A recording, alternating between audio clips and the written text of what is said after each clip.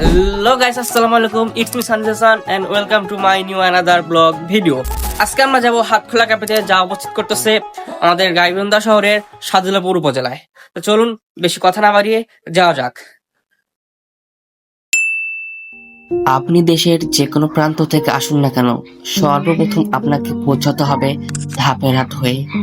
যে কোনো দিক দিয়ে আসুন না কেন, গন্তব্যস্থান একটাই, গাইবান্ধা জেলার সাদুল্লাপুর বাজার। আর কথা বলতে বলতে আমরাও চলে গেলাম সাদুল্লাপুর বাজারে।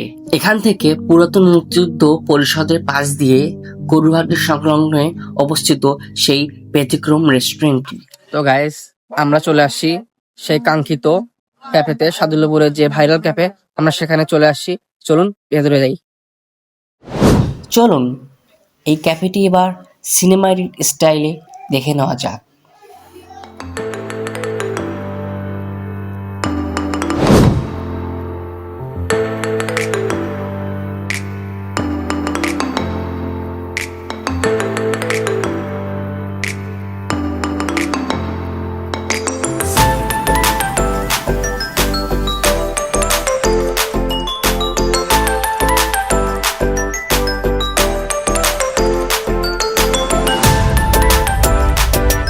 আসসালামু আলাইকুম, স্বাগতম আপনাদেরকে হাটখোলা ক্যাফেতে। তো আমরা এখন অবস্থান করতেছি হাটখোলা ক্যাফের মেইন পয়েন্টে, যেখানে দাঁড়িয়ে আপনারা সুন্দর সুন্দর পিক তুলতে পারবেন, সেলফি তুলতে পারবেন। তো আমরা এখন পুরো হাটখোলা ক্যাফেটা আপনাদের মাঝে তুলে ধরবো, A to Z কি কি পাওয়া যাচ্ছে, কি কি খাবার পাওয়া যাচ্ছে, কি কি আছে, সবকিছু আপনাদের মাঝে এখন তুলে ধরবো।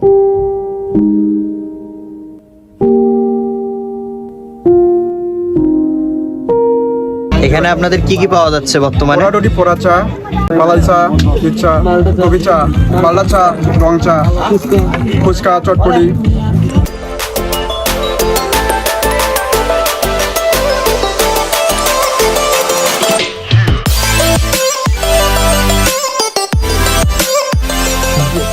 তো অবশেষে আমাদের খাবার চলে আসছে, তো আমরা এখন খেয়ে আপনাদের মাঝে রিভিউ দিব।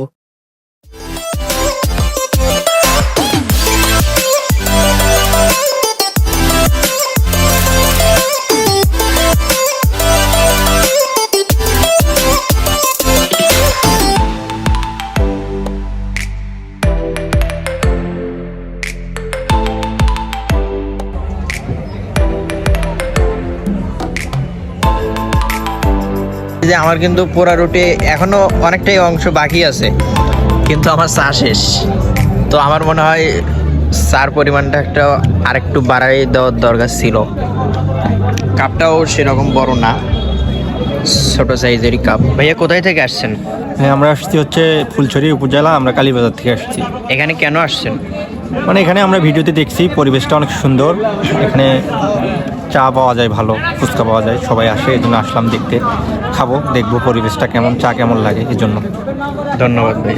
আমি আমার বাসা কালীরবাজার, ফুলছড়ি থানা, কালীবাজার থেকেই আসছি। কেন আসছেন? অ্যাকচুয়ালি ফেসবুকে, ইউটিউবে অনেকগুলো ভিডিও দেখলাম এই জায়গার ব্যাপারে, খুব ট্রেন্ডি চলতেছে এখন, অ্যাম্বিয়েন্সটাও ভালো, এনভায়রনমেন্টটাও আসার পর দেখতেছি নর্মাল সেট আপ বাট সুন্দর।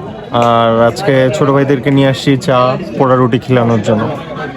ধন্যবাদ ভাইয়া। Thank you.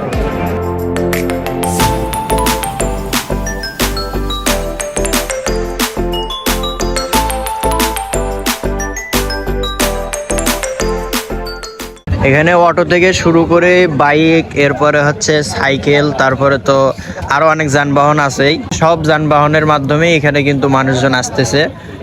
আপনাদেরকে যদি দেখাই, মানে পুরো ক্যামেরায় তো দেখানো সম্ভব হচ্ছে না, মানে নিউ তো, এই কারণে একটু ক্রাউডলি এখন মানুষজন বেশি।